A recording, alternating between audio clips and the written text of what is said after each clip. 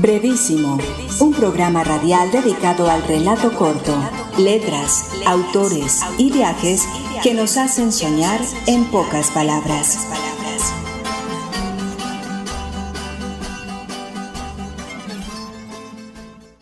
Hola, bienvenidos a una nueva emisión de Brevísimo, un programa dedicado a las formas breves de la literatura. Yo soy Mauricio Montoya y le doy la bienvenida a mis compañeros de mesa. Hoy continuamos con el tema de las brevedades filosóficas. Discursos, alegorías, parábolas y sentencias nos acompañarán en este programa. En el mundo filosófico latino destaca una figura de la que ya habíamos hecho mención en otro programa cuando hablamos sobre la carta. Me refiero a Séneca, un filósofo estoico conocido especialmente por sus obras de carácter moral. Séneca ocupó varios cargos en el Imperio Romano, entre ellos el de senador y cónsul.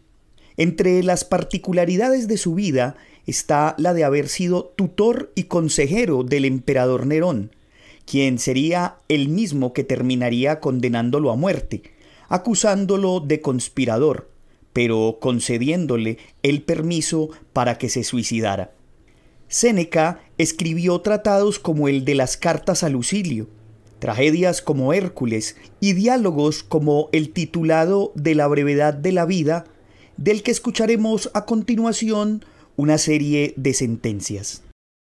El tiempo que tenemos no es corto, es que perdemos mucho.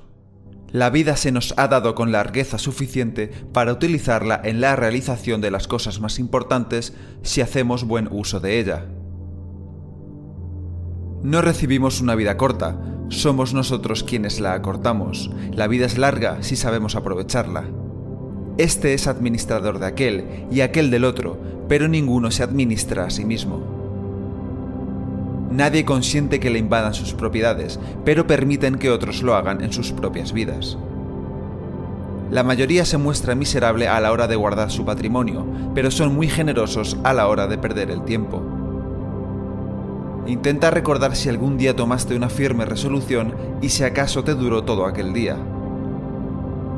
Vives como si siempre hubieras de vivir, nunca piensas en tu propia fragilidad.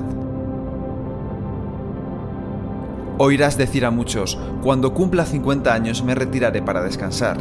¿Quién te garantiza una vida tan larga? No sois capaces de impedir ni detener el curso de la cosa más veloz, y aún así permitís que la vida se vaya como si la pudiéramos recuperar. Cuanto más disipado está el espíritu, menos capaz es de cosas grandes. El arte de vivir se debe aprender durante toda la vida. Repasa los días que has vivido, verás qué pocos son los que te reservaste para ti mismo. El que ordena su tiempo para su propio beneficio y regula todos sus días como una pequeña vida, no desea ni teme el mañana. Que alguien tenga arrugas y canas no significa que haya vivido mucho, sino que ha durado mucho. Mientras tú estás ocupado, la vida corre veloz. La muerte, entre tanto, se acerca, para la cual, quieras o no, habrás de desprenderte de todo. El mayor impedimento para vivir son las expectativas que dependen del mañana. La vida se divide en 3 etapas, la pasada, la presente y la futura. De estas 3, la que vivimos en el presente es la más corta, la que viene es dudosa y la que hemos vivido, cierta. El tiempo presente es muy breve, siempre está en marcha, fluye y se precipita, desaparece antes de llegar. Es muy breve y agitada la vida de aquellos que se olvidan de los tiempos pasados, desprecian el presente y temen el futuro. Desgraciada es la vida de aquellos que consiguen con su sudor las cosas que quieren, mientras que las que ya poseen las conservan con gran angustia. Mientras tanto, no se preocupan ni lo más mínimo por un tiempo que ya nunca volverá. La situación de todos los ocupados es miserable, pero lo es más aún la de aquellos que trabajan en ocupaciones que ni siquiera son suyas. Muchos, después de haber llegado a través de 1000 calamidades a los honores supremos, sufrieron un triste desengaño, haber trabajado para el epitafio de su tumba. Torpe es aquel que, antes cansado de vivir que de trabajar, se topó con la muerte en medio de sus ocupaciones. Otro pensador que destaca por el hecho de haber utilizado la brevedad en algunas de sus obras es René Descartes. Para muchos, Descartes es el verdadero precursor de lo que hemos denominado la modernidad, gracias a obras como el Discurso del Método, en donde puede encontrarse uno de los pensamientos filosóficos más conocidos de este autor. Cogito ergo sum.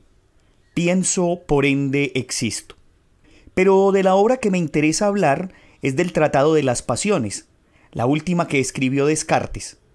Un texto dividido en 212 artículos breves, en los que el filósofo francés teoriza sobre las pasiones y las acciones humanas, refiriendo temas como la voluntad, la percepción, la memoria, el deseo, la envidia, el odio, la admiración, entre otras, que podrían incluso usarse como insumos para la construcción de minificciones. Un ejemplo de ello es el artículo 114 titulado Los cambios de color. Juzguen ustedes. Artículo 114. Los cambios de color.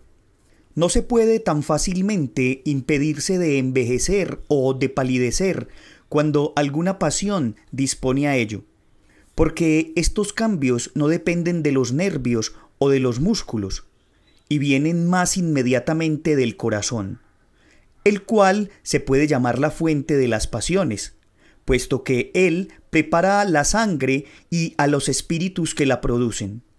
Pues bien, es cierto que el color del rostro no procede sino de la sangre, que fluyendo continuamente del corazón por las arterias en todas las venas y de todas las venas en el corazón, colorea más o menos el rostro, según que llena más o menos las pequeñas venas que están hacia su superficie. Pero escuchemos también dos apartados bastante curiosos en los que el filósofo francés habla de los pensamientos e imaginaciones formados por el alma y de las imaginaciones cuya causa es el cuerpo. Artículo 20. De las imaginaciones y otros pensamientos que son formados por el alma. Cuando nuestra alma se pone a imaginar algo que no existe, como al figurarse un palacio encantado o una quimera, y también cuando se pone a considerar algo que es solamente inteligible y no imaginable, por ejemplo, a considerar su propia naturaleza, las percepciones que tiene de estas cosas dependen principalmente de la voluntad que hace que las perciba. Por eso se acostumbra a considerarlas como acciones, más bien que como pasiones. Artículo 21. De las imaginaciones causadas solamente por el cuerpo. Entre las percepciones causadas por el cuerpo, la mayor parte depende de los nervios, pero hay también algunas que no dependen de ellos y que se llaman imaginaciones, como aquellas de que acabo de hablar, de las cuales difieren, sin embargo, en que nuestra voluntad no interviene en su formación, por lo cual no pueden ser incluidas entre las acciones del alma y proceden únicamente de que, diversamente agitados los espíritus y encontrando las huellas de diversas impresiones que han precedido en el cerebro, toman curso fortuitamente por ciertos poros más bien que por otros. Tales son las ilusiones de nuestros sueños y también las divagaciones que solemos tener estando despiertos, cuando nuestro pensamiento deambula despreocupado, sin fijarse detenidamente en nada.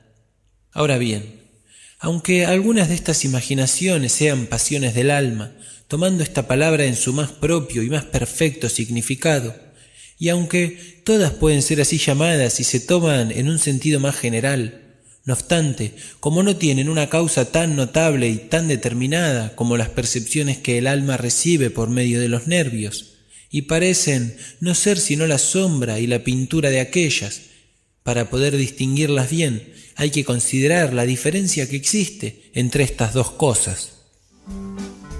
Usted está escuchando Brevísimo, un programa para gente de pocas palabras.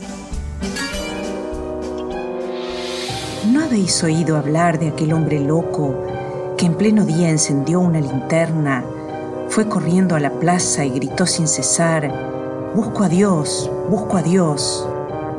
como en aquellos momentos estaban allí reunidos muchos de los que no creían en Dios, provocó gran regocijo. «Es que se ha perdido», dijo uno. «Es que se ha extraviado como un niño», dijo otro. «O se está escondiendo. Es que nos tiene miedo. Se ha embarcado, emigrado». Así gritaron y rieron a coro. El hombre loco saltó hacia ellos y los fulminó con la mirada. «¿Dónde se ha ido Dios?», gritó. «Os lo voy a decir. Lo hemos matado, vosotros y yo. Todos nosotros somos sus asesinos. Pero, ¿cómo hemos hecho esto? ¿Cómo pudimos vaciar el mar? ¿Quién nos dio la esponja para borrar todo el horizonte? ¿Qué hicimos al desatar esta tierra de su sol? ¿Hacia dónde va ella ahora? ¿A dónde vamos, alejándonos de todos los soles? ¿No estamos cayendo continuamente? Hacia atrás, hacia un lado, hacia adelante, hacia todos los lados. ¿Existe todavía un arriba y un abajo? ¿No estamos vagando como a través de una nada infinita? ¿No nos roza el soplo del vacío? ¿No hace ahora más frío que antes? ¿No cae constantemente la noche y cada vez más noche?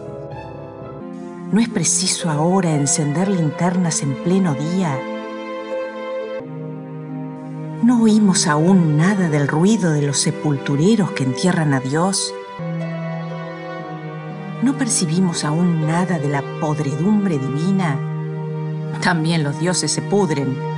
Dios ha muerto, Dios sigue muerto, y nosotros lo hemos matado. ¿Cómo podemos consolarnos, asesinos de asesinos? Lo más santo y poderoso que ha habido en el mundo se ha desangrado bajo nuestros cuchillos. ¿Quién nos limpia de esta sangre? ¿Con qué agua podríamos limpiarnos? ¿Qué fiestas expiatorias, qué juegos sagrados tendremos que inventar? La grandeza de este acto ¿no es demasiado grande para nosotros? ¿No hemos de convertirnos nosotros mismos en dioses para aparecer dignos de Él? Jamás ha habido acto más grande, y todos los que nazcan después de nosotros pertenecerán, por obra de este acto, a una historia más grande que toda historia hasta ahora habida. Entonces calló el hombre loco, mirando de nuevo a sus oyentes. También estos callaron, mirándolo extrañados. Al fin, él arrojó al suelo su linterna, así que se rompió en pedazos y se apagó. «Llego demasiado pronto», dijo luego. «Este acontecimiento tremendo está todavía en camino, no ha llegado aún hasta los oídos de los hombres. El rayo y el trueno requieren tiempo, la luz de los astros requiere tiempo, los actos requieren tiempo aún después de cometidos para ser vistos y oídos. Este acto para ellos está todavía más lejos que los astros más lejanos, y sin embargo han sido ellos quienes lo cometieron». Se cuenta que ese mismo día el hombre loco penetró en varias iglesias y en ellas entonó su Requiem aeternam Deo, y que cada vez que lo expulsaron y le pidieron cuentas, se limitó a replicar: ¿qué entonces son aún estas iglesias sino las tumbas y monumentos fúnebres de Dios? Escuchábamos uno de los textos del libro La Gaia Ciencia de Friedrich Nietzsche, una de las obras fundamentales de este filósofo alemán que está cargada de sentencias, aforismos, reflexiones breves y alegorías como la del loco, en la que se vislumbra el concepto de la muerte de Dios, una de las ideas que atraviesa toda la filosofía de este autor. De esta obra, el mismo filósofo dijo que era el más personal de todos sus libros. Y tal vez podríamos agregar que fue el libro que sirvió como boceto para muchas de sus ideas filosóficas, como la del superhombre, la de la transmutación de los valores, la del eterno retorno y entre otras. Pero hablemos de otra de las obras de Nietzsche, Así habló Zaratustra. Para esto he invitado al filósofo y profesor Juan Felipe Álvarez, a quien me gustaría iniciar preguntándole de dónde le viene a Nietzsche esa idea del Zaratustra. Bueno, cuando nos preguntamos por Zaratustra, pues realmente Zaratustra es un personaje que es conocido como el fundador del zoroastrismo, y algunos le llamaron Zoroastro, por allá de una religión antigua monoteísta entre el siglo XVII y el siglo VI antes de Cristo. Pues realmente, pues saber de qué fecha es realmente este personaje es bastante complejo saberlo, ¿cierto? No tenemos pues como un elemento que realmente permita tener certeza de su existencia y de la fecha exacta.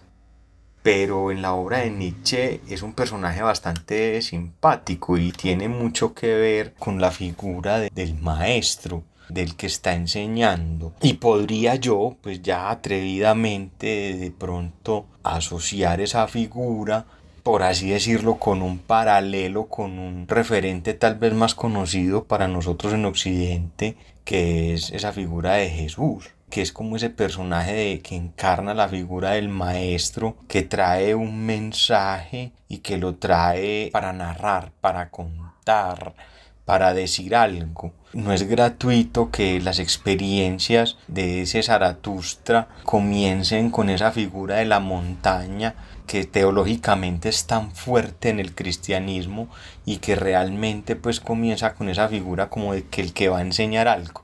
Entonces realmente es eso, incluso es una idea que luego va a fortalecer Heidegger como una especie de breve ensayo, ¿sí?, donde el hombre pues dice quién es el Zaratustra de Nietzsche. Pero sí, esa es la figura del maestro, del que viene a enseñar, del que viene adelante. Discurso tomado del libro Así habló Zaratustra, de Friedrich Nietzsche, de la picadura de la víbora.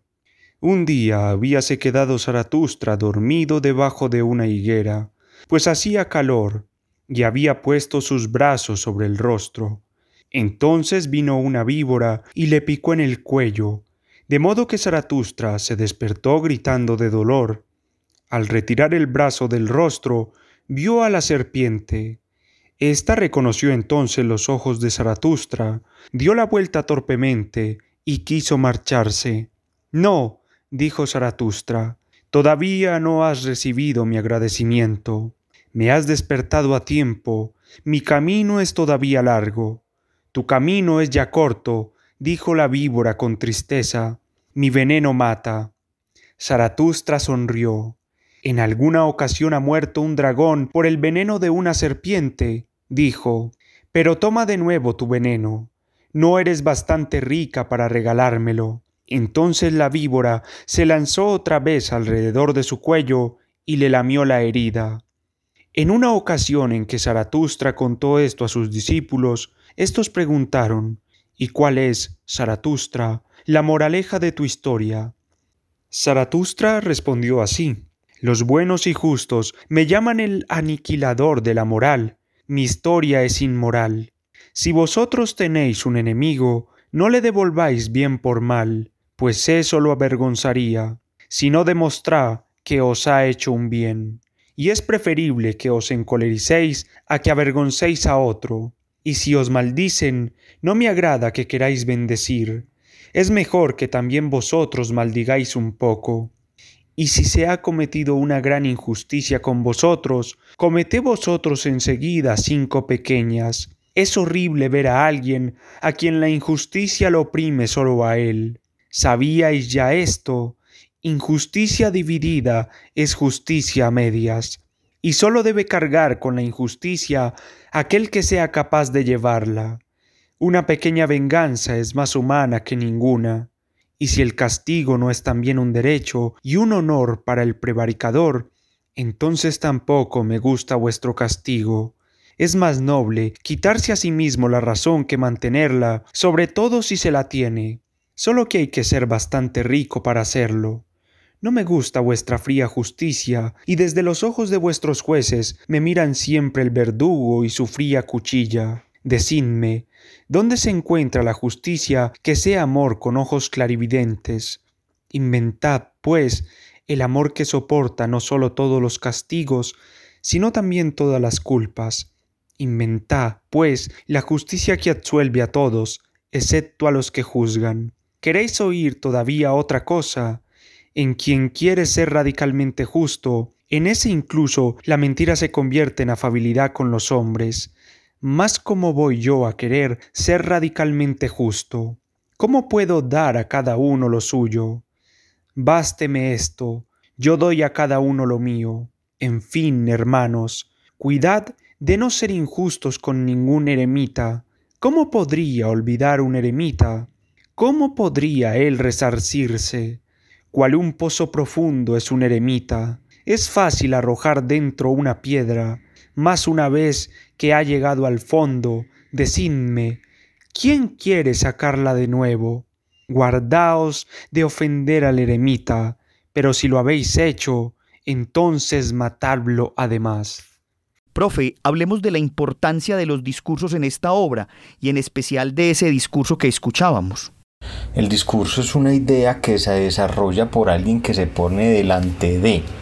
Sí, es una explicación muy interesante que va a hacer Heidegger a la luz de ese Zaratustra, y es la figura que se pone delante de. Utiliza el análisis de una figura también que dice con mucha fuerza Heidegger, que aparece que es el convaleciente, haciendo un análisis sobre lo que significa Zaratustra como ese que tiene la nostalgia del hogar o el que recoge para llevar al hogar, pero que de una u otra forma tiene que ver con eso, de ir adelante, ¿cierto? Va hacia adelante, pero también se devuelve, haciendo el análisis del círculo y precisamente el análisis de ese retorno, ¿cierto? Entonces, el discurso es porque realmente parte de la idea de alguien que se para adelante para narrar, para contar, para enseñar, para decir, y lo utiliza con unas figuras muy simples porque realmente pues se apega a esa figura de que es el libro para todos y para nadie,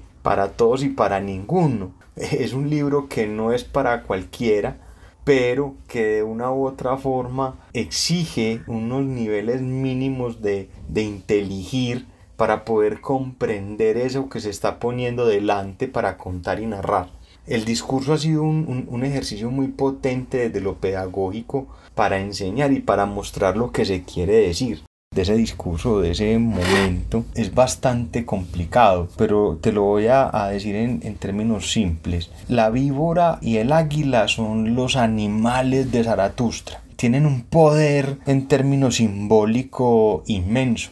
La víbora representa precisamente el eterno retorno, porque mira que se enrosca, no es gratuito que se enrosque en el cuello de Zaratustra para picar, y pica porque de una u otra forma como que lo devuelve, ¿cierto? Lo devuelve, y mira que aparece un agradecimiento de Zaratustra por esa picadura, aunque le dice que no es suficientemente rico para poder que se lo deje a él, y le devuelve su veneno. Eso es un movimiento interesante en la existencia precisamente de lo que significará la obra nietzscheana en términos de la relación del superhombre, la transición al superhombre, la relación del eterno retorno. Esa víbora tiene un papel fundamental en esa historia porque es que realmente es la conexión con el eterno retorno de la obra nietzscheana. Por eso cuando la primera vez se habla de la víbora, se habla de la víbora enroscada en el águila. Son esa mirada del orgullo y el eterno retorno juntos en función de esto. Entonces el diálogo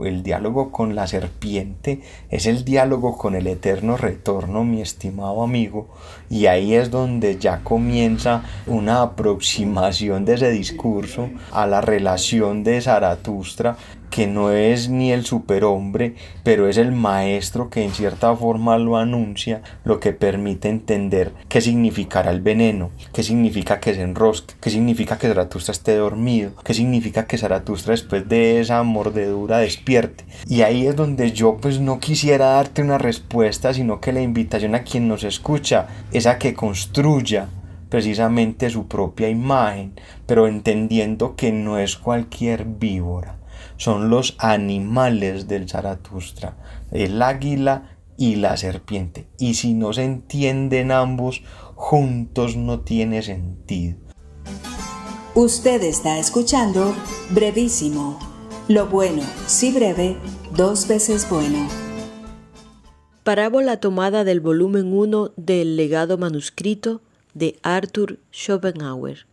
La filosofía se parece a una elevada ruta alpina a la que solo se accede por un escarpado sendero de puntiagudas piedras y punzantes espinas.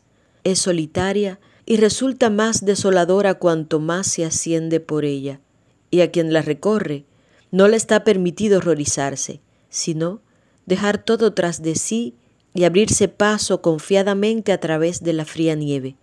A menudo, y de repente, dará con el abismo y verá el verde valle.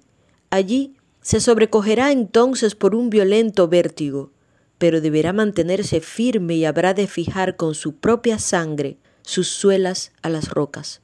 A cambio, verá pronto el mundo debajo de sí, cómo desaparecen los desiertos arenosos y los pantanos, cómo se igualan las irregularidades, cómo los tonos disonantes ya no se perciben y se revela su redondez.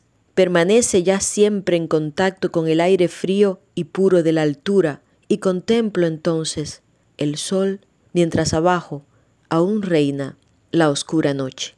En su extensa obra, el filósofo Arthur Schopenhauer también tuvo tiempo para escribir aforismos y parábolas.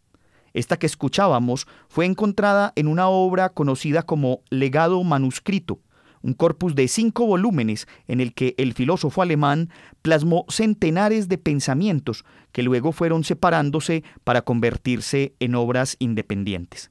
Vale decir que esta parábola, que cumple fielmente con la esencia de la comparación, compara a la filosofía, pero esencialmente al filósofo, con una cúspide a la que debe llegarse, tras sortear decenas de obstáculos, pero que al llegar a ella se habrá alcanzado por fin el nivel pleno de la contemplación. Fragmentos tomados de Senilia, Reflexiones de un anciano, de Arthur Schopenhauer. Si el tiempo no fuese la forma del intelecto, entonces toda especie animal, así también el ser humano, se reconocería como un único ser existente e imperecedero. Que la nihilidad de nuestra existencia se nos representa con fugacidad de todas las cosas. Eso es algo que procede de la forma de nuestro intelecto, el tiempo, el que ha venido al mundo para instruirlo seriamente y sobre los asuntos más importantes puede considerarse afortunado si sale bien librado. Misantropía y amor a la soledad son conceptos intercambiables. Escuchábamos una serie de pensamientos que Arthur Schopenhauer escribió durante los últimos años de su vida, tal vez como reflexiones o aforismos que sintetizaban lo que había creído a lo largo de su existencia. Estas y otras sentencias hacen parte de un texto titulado Senilia, Reflexiones de un viejo, en el que Schopenhauer deja ver su lado humano, pero también su convicción frente a temas como el amor, la mujer y la religión, escenarios en los que las opiniones del filósofo fueron bastante polémicas para su época. Con esto entonces terminamos nuestro programa del día de hoy. Agradezco a quienes me acompañaron en la mesa. Un agradecimiento especial al filósofo Juan Felipe Álvarez, quien nos acompañó en esta emisión con sus conocimientos. Agradecemos también a la Universidad Nacional por este espacio que nos brinda, a Jorge Benjumea en el máster, y a ustedes los esperamos para una nueva emisión de Brevísimo. Hasta pronto. Brevísimo, un programa radial dedicado al relato corto, letras, autores y viajes que nos hacen soñar en pocas palabras.